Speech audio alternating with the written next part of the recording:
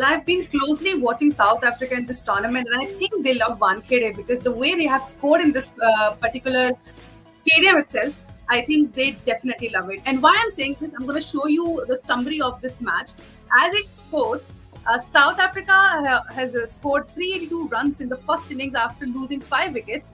And de Kock has smashed 174 runs. He was about to go for his double ODI 100, but this does not happen. Henrik Klaasen scored 90 or more.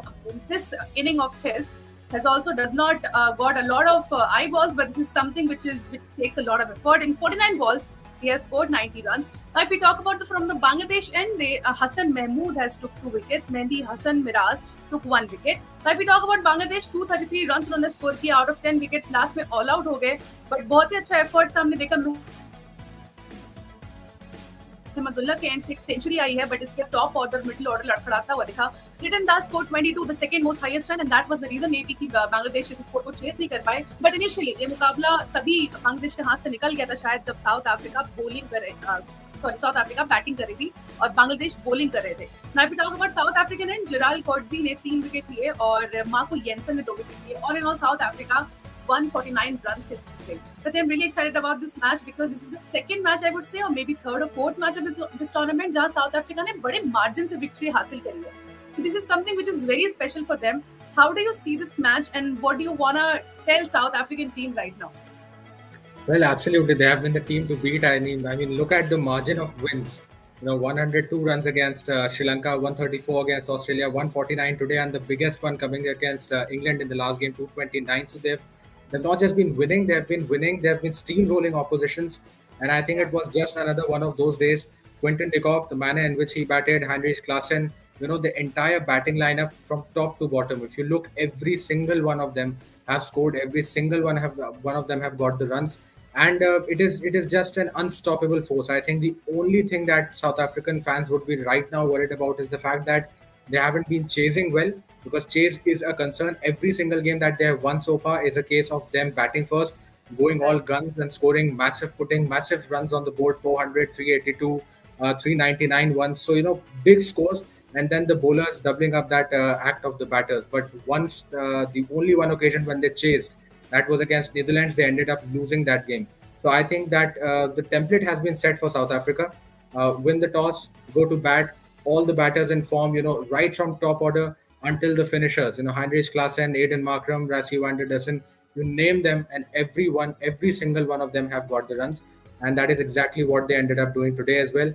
But yes, disappointing from Bangladesh. Credit to Mahmudullah, of course, for the manner in which he batted. Really the lone warrior, you would say, because otherwise it was a meek sort of a surrender from Bangladesh.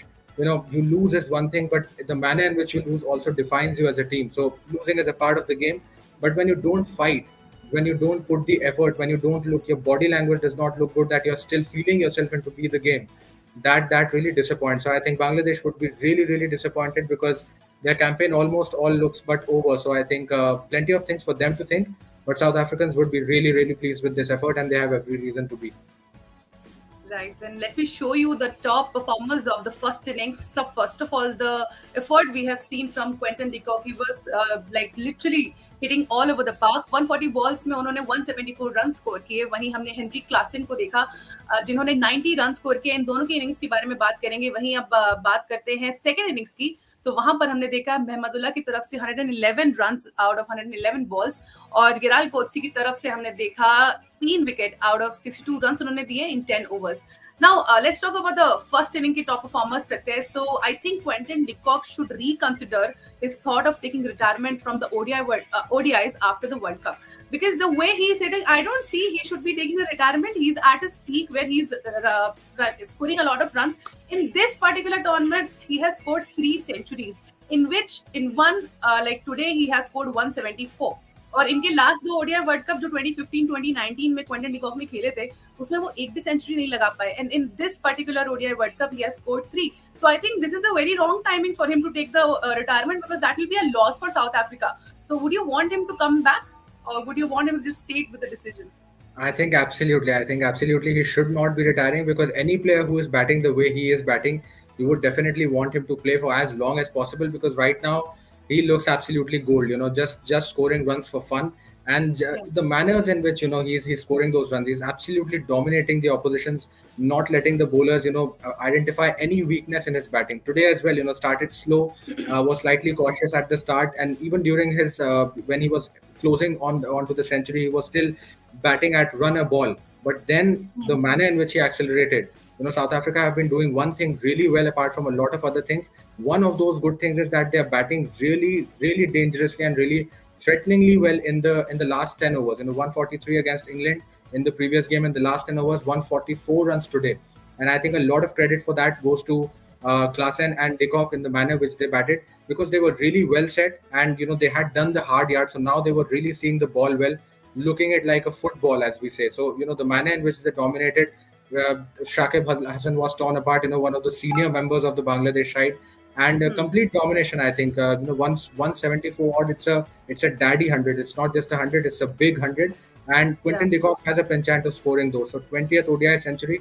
I really like the manner in which he paced his innings, because he was very cautious at the start. He wasn't really looking to go too aggressive right at the start. So he built the partnerships first with Aiden Markram, then another century partnership with Heinrich Klaasen, and he ensured that perhaps at the 40 over mark you could have still given credit to Bangladesh, because they had limited South Africa close to 240, which wasn't really a bad effort, to be really Right. honest. But then those 140, 145 odd runs in the death overs, that really meant that the game was entirely taken away from their stride. So I think a lot Right. of credit for the manner in which he batted. 3 centuries already, Australia, Sri Lanka, and now Bangladesh. So I think he is looking in prime form. And yes, he is making up for all the lost opportunities. In the previous two World Cups, as you mentioned, he wasn't able to score centuries. He's Right. getting them. He's getting them fast. Right. And now I'm thinking about November 5th, when India is going to play South Africa at Eden Gardens, because India loves to chase and South Africa loves to put a good total. I don't know what kind of combination it is going to be, because that is going to be definitely crazy. If they both get to play at their merit, this is going to be one hell of a match. No one should be everyone should be able to watch that match. No one should be just simply letting it go.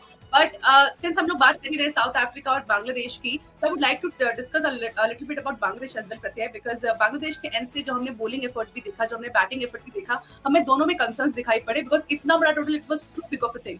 And वहाँ पे लग रहा था कि Bangladeshi bowlers are there just to get a hit from either Quinton de Kock or Henry Klaasen or any other batter who's from their South Africa's batting end.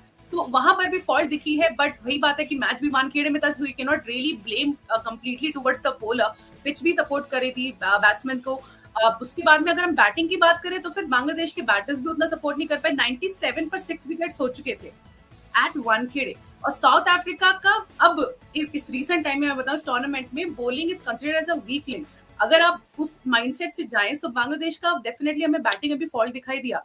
So what suggestions you might want to give to Bangladesh to really step up and come back and definitely start winning the games from here? See, I think, like I said, it is disappointing for the simple reason that this is a side which has a lot of experience. The guys like Mahmudullah, Shakib Al Hassan, Mushfiqur Rahim, these are players who have hung around. They've played a lot of cricket. Some of them are playing their 5th World Cup since 2007, then 11, 15, 19, 23. So you have the experience of playing at the highest level. But Bangladesh have been always reduced to the team who have won just 1 or 2 games here and there, and they've never really been able to perform to the expectations that their fans have. And it's a cricket loving country. The players are loved by the crowd there, and Bangladeshis love their cricket. So it is all the more disappointing when you don't get that sort of response from the players that you expect them to give.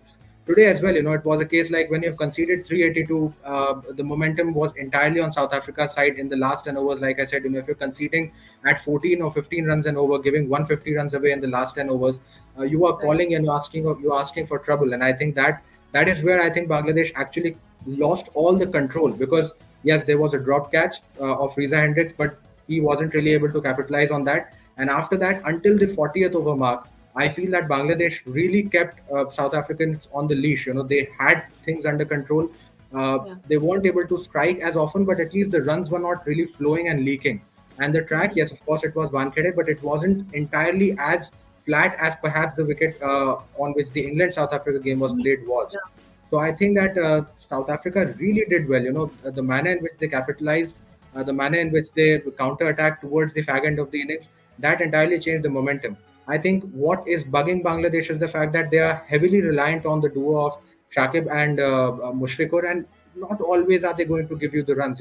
Litton Das, Tanzib at the top of the order. The openers need to be slightly more attacking you, because right now, if you see, Bangladesh is looking like a team which is stuck in the old formula of playing ODI cricket, which all the teams have nearly given up. The 90s and the early 2000 brand of playing ODI cricket, when you would come and you would see off the new ball, you would start scoring, you would look to, just play, milk the runs and build partnerships in the middle overs, not try to take too many risks, maybe get the odd boundary here and there. And then in the last 10 overs, you will try to perhaps, go slightly aggressively and score the runs. Now, that was a template which perhaps existed 10, 15 years ago.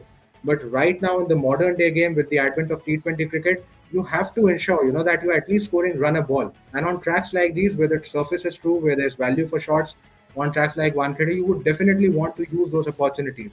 So I think that the openers need to be slightly more aggressive and drop conservatism, because that is not going to help you.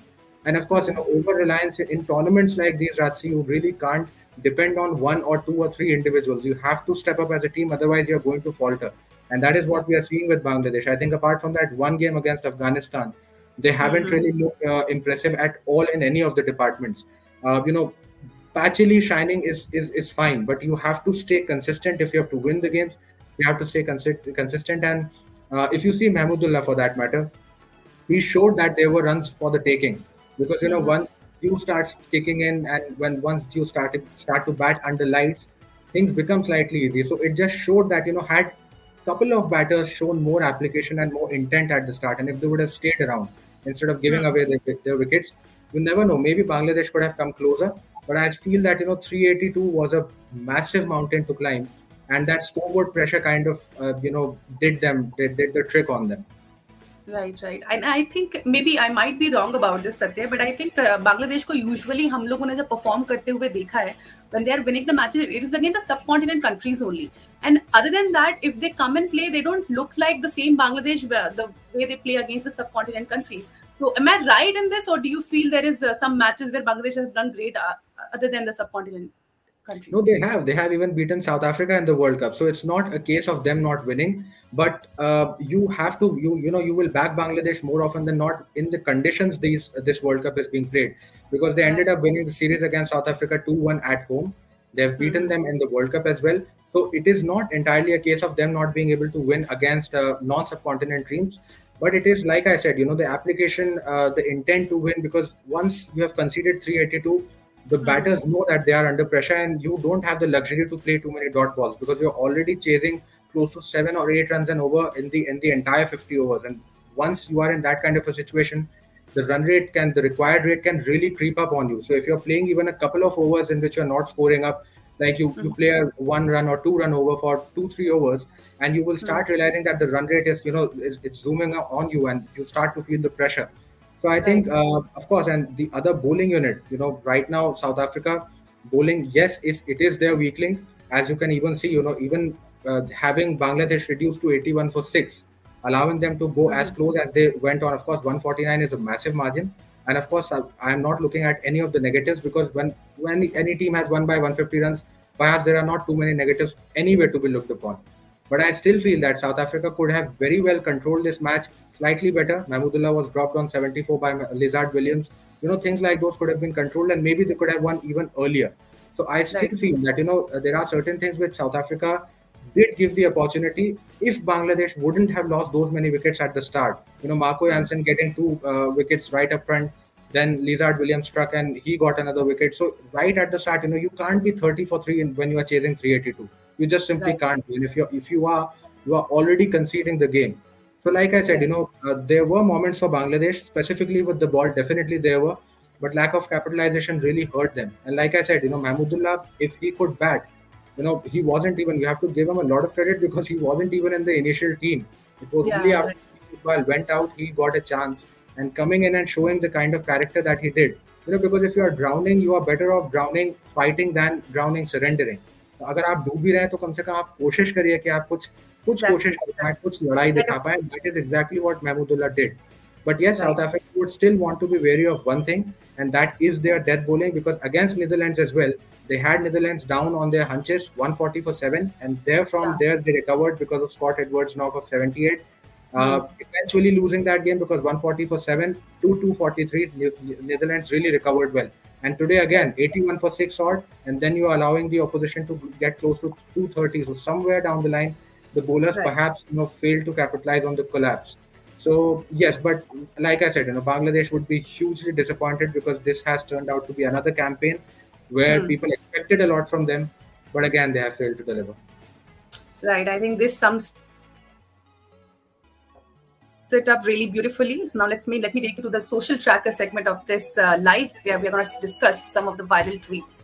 So let me take the look at the first tweet. CricTracker, Shakib Al Hasan trying to change Bangladesh luck by changing the balls in Mumbai. And this you can just definitely get on CricTracker, whatever the updates about the team it is. Wankhede Cricket Stadium loves their ex-Mumbai Indian star, and we can just simply see the kind of innings he has played. And we all know de Kock has played for Mumbai Indians, so he definitely the people there, they still love him. Though still he is not with Mumbai Indians now, but still people love him.